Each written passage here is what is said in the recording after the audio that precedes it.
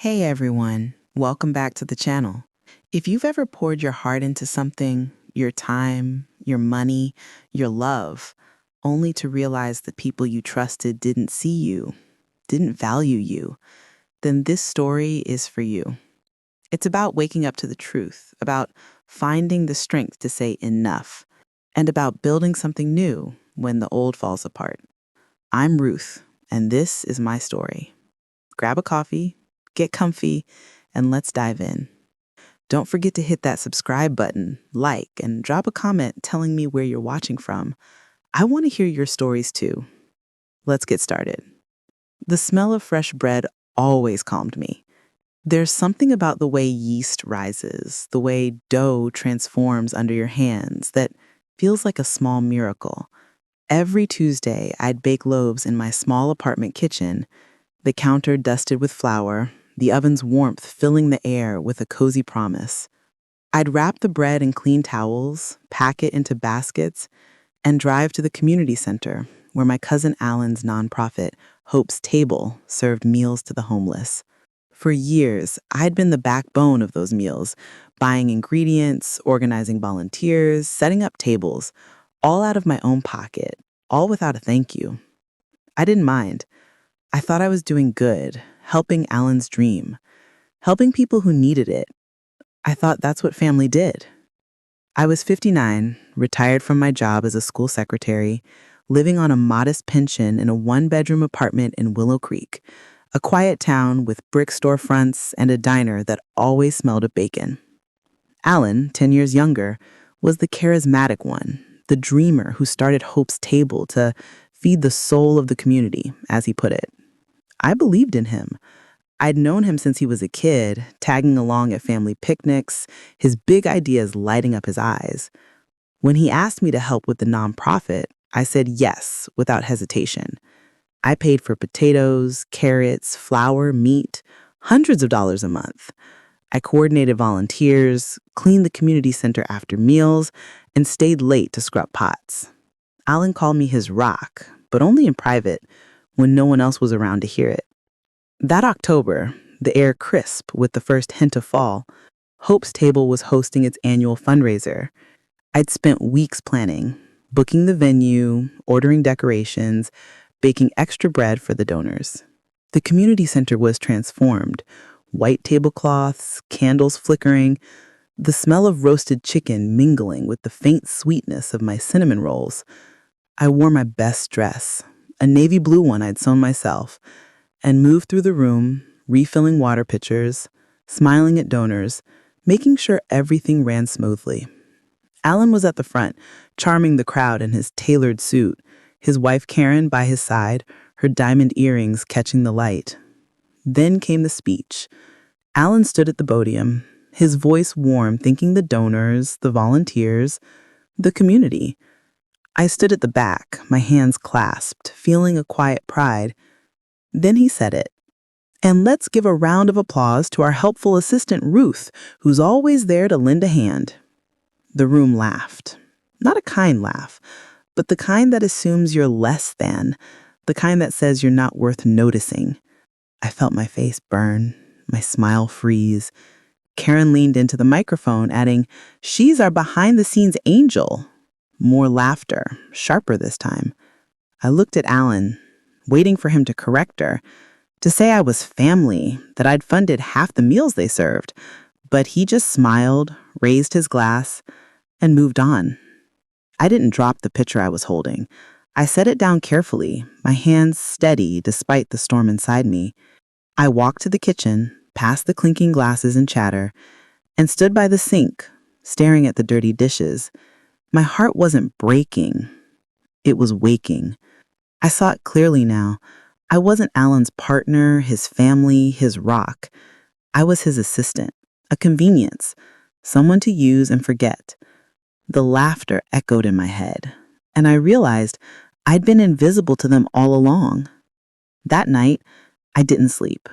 I sat in my apartment, the street lamp casting shadows through the blinds, and thought about the past 5 years.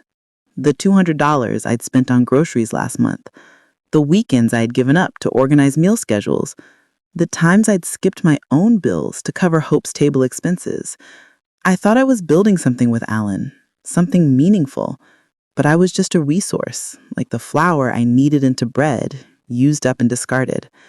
The next morning, I didn't go to the community center. I didn't call Alan.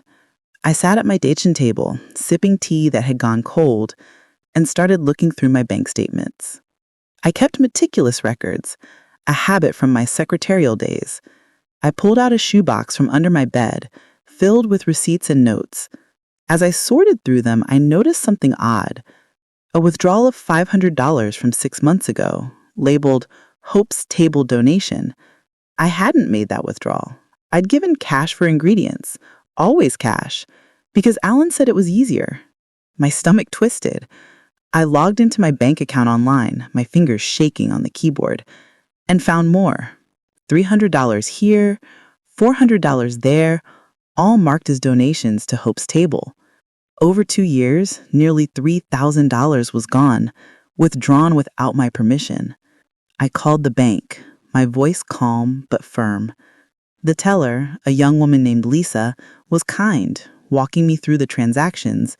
She confirmed the withdrawals were made via a linked account I hadn't authorized. She said, "You'll need to file a fraud report. Do you know who might have had access to your account?" I didn't answer. I thanked her, hung up, and sat there with the shoebox open on my lap. I remembered the times Alan had borrowed my debit card for quick errands when I was busy cooking, the times he'd asked for my bank login to check something for the nonprofit. I'd trusted him. He was family. I didn't confront him yet. I needed to be sure, to have proof so solid he couldn't deny it. I spent the next week digging deeper, calling the bank again, requesting detailed records. I found an old email from Alan with a donation form, but the account number didn't match Hope's Table's official one. It was Karen's personal account. My hands trembled as I printed the email, adding it to my growing pile of evidence. I checked my credit report, something I hadn't done in years, and found a credit card in my name with a $2,000 balance, opened a year ago. Purchases at department stores, restaurants, a vacation rental, places I'd never been. Alan had thrown a birthday party for Karen last year, boasting about their weekend getaway. I realized now how he paid for it. The betrayal wasn't just the money. It was the years I had given, the trust I'd placed in him, the love I had poured into his dream, only to be called an assistant, a nobody. I sat in my apartment, the receipts spread across the table, and felt something shift. Not grief, not anger, but clarity. I wasn't going to cry. I wasn't going to scream. I was going to act. I didn't go back to Hope's Table. Alan called a few days later, his voice casual, asking why I hadn't shown up. "We missed your bread," he said, as if that was the only thing I brought. I told him I was busy, my voice flat. He laughed like it was a joke. "Busy? Ruth, you're retired. Come on, we need you Friday." I hung up without answering. He didn't call again, but Karen texted, "Ruth, this is low. We trusted you." I didn't reply. I didn't need to. The truth was doing the work for me. Instead, I cleaned my apartment, scrubbing the counters until they gleamed, as if I could scrub away the years of being used. I found a box in the closet, one I hadn't opened since my grandmother, Clara, passed away 10 years ago. It was heavy, filled with her letters and journals from her days volunteering during the Great Depression. I sat on the floor, the box open, and read her words. Clara had fed families, organized soup kitchens, given everything she had to strangers who needed it. One letter addressed to me was dated a month before her death. "Ruth, you have my heart. Don't let anyone make you feel small. Your giving is your strength, but only if you give to those who see you." Her words hit me like a wave. I wasn't just a volunteer. I was a woman with a legacy, a purpose, and I'd forgotten it. I started writing, not just about Alan and Karen, but about myself. I wrote about the nights I'd stayed up balancing Hope's Table's budget, the mornings I'd woken early to bake, and the quiet pride I'd felt seeing people eat my food. I wrote about the fundraiser, the laughter, the betrayal. The words poured out, filling pages in a notebook I bought at the dollar store. Writing wasn't enough. I needed to do something, to build something of my own. Willow Creek's community center was my next stop. I'd been there countless times for Hope's Table, but this time, I wasn't there for Alan. I walked in, my purse clutched tight, and approached the front desk. A young woman, Maya, looked up, her braids tied back, her smile warm. She asked, "Can I help you?" I said, "I want to start a group. For single mothers. A food pantry maybe. Some support meetings. I've got some savings and I can cook." Maya's eyes lit up. "That's amazing. We've got space on Wednesdays. Want to talk it over?" I nodded, and we sat in the office sketching out ideas. I told her about my grandmother's letters, about wanting to help women who felt stretched thin, like I had. Maya shared that she was a single mom, raising a 4-year-old on her own. "This town needs something like this," she said. "Count me in." We called it the Hearth Pantry, a nod to Clara's belief that a warm meal was a home for the soul. I used $1,000 from my savings to rent the space and buy supplies: rice, beans, canned vegetables, flour. I baked bread, just like I had for Hope's Table, but this time it was from my pantry, my vision. The first meeting was small, 5 women, including Maya, sitting around a folding table with coffee and my homemade rolls. They shared stories of working 2 jobs, of kids who needed more than they could give, of feeling invisible. I listened, and for the first time in years, I felt seen too. Alan didn't notice my absence at first. Hope's Table kept running, but I heard from a volunteer friend, Sarah, that things were slipping. The meals were smaller, the volunteers disorganized. Donors started asking questions when Karen posted photos of a new designer bag, captioned, "Treating myself." I didn't gloat. I didn't check their social media. I focused on the Hearth Pantry. We grew to 10 women, then 15. Meyer brought her son Liam, who played with toy trucks while we packed food boxes. I taught the women to bake bread, their hands hesitant at first, then confident. The smell of yeast filled the room, and their laughter, real, unguarded, filled my heart. I kept gathering evidence against Alan. I contacted the credit card company, filed a fraud report, and disputed the charges.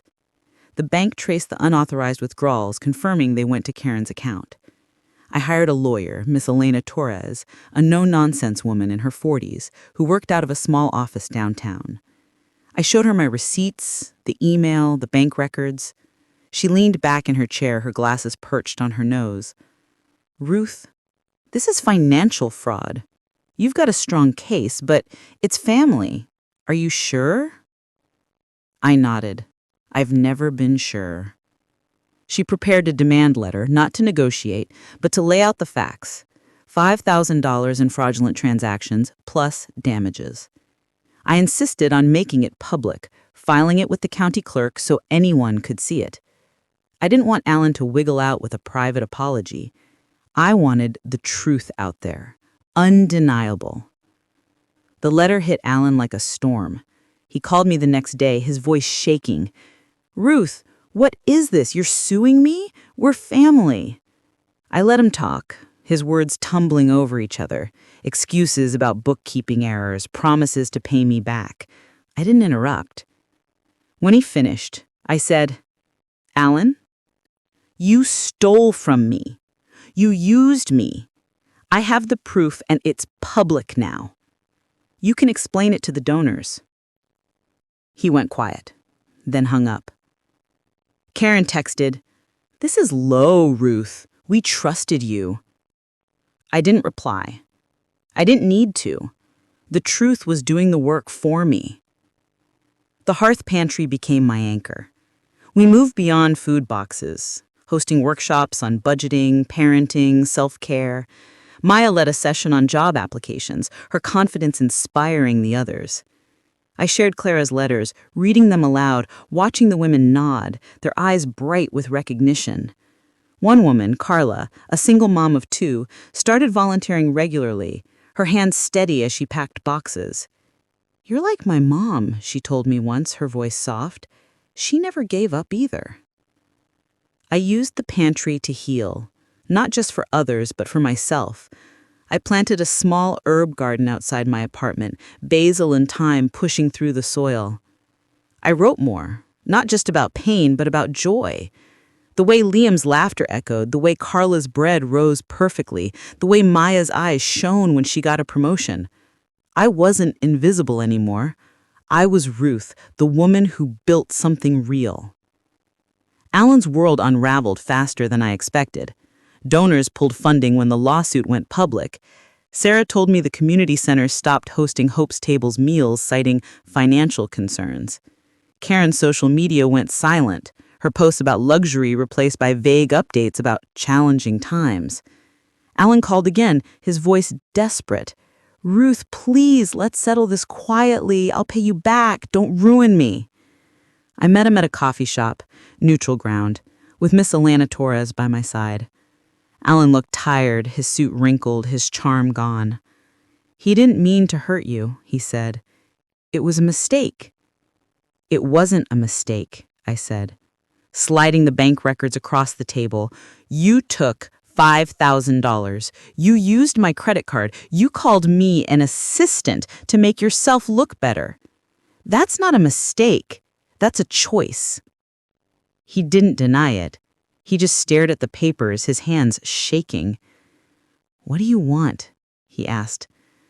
"I want my money back," I said. "And I want you to admit what you did publicly to everyone you lied to." He flinched. "That'll destroy me."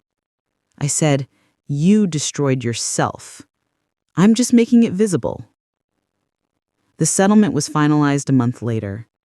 Alan paid $7,000, $5,000 for the fraud, $2,000 for damages and legal fees. He posted a statement on Hope's Table's website admitting to financial mismanagement and apologizing for misrepresenting contributions. The comments were brutal. Donors outraged, volunteers betrayed. Hope's Table shut down within weeks. Alan and Karen moved away, their reputation in tatters. I didn't celebrate. I didn't need to. I'd won something bigger than their downfall. With the settlement money, I expanded the hearth pantry. We rented a larger space, bought a van to deliver food, and started a scholarship fund for single mothers going back to school. Maya was the first recipient, her eyes tearing up when I handed her the check.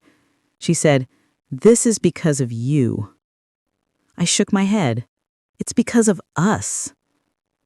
The pantry became a community. We had potlucks, holiday parties, a book club for the kids. I taught Carla to sew, her hands quick with a needle, and she made aprons for the volunteers. The smell of bread still filled the air, but now it was joined by laughter, music, stories. I hung Clara's letters on the wall, framed, a reminder of where I came from. The women called me Mama Ruth, not because I mothered them, but because I saw them, the way I'd wanted to be seen. Alan sent me a letter months later, a single page, handwritten. He apologized, not just for the money, but for the fundraiser, for the years of taking me for granted. He said he was starting over, working a desk job, trying to be better. I read it, then tucked it away. I didn't need his apology. I'd found my peace. I bought a small house near the community center, with a porch where I could sit and watch the sunset. I planted more herbs, added roses, their petals soft against my fingers. I wrote every night, filling notebooks with stories of the pantry, of Clara, of me. I wasn't just surviving anymore. I was living. Thank you for listening to my story. If it moved you, hit that subscribe button and share it with someone who needs to hear it. Drop a comment. Where are you watching from, and what's a time you stood up for yourself? Your voice matters. If you want to support the channel, there's a super thanks option below. Check out the 2 stories on the screen. They're worth your time. With love and respect, I'll see you in the next one.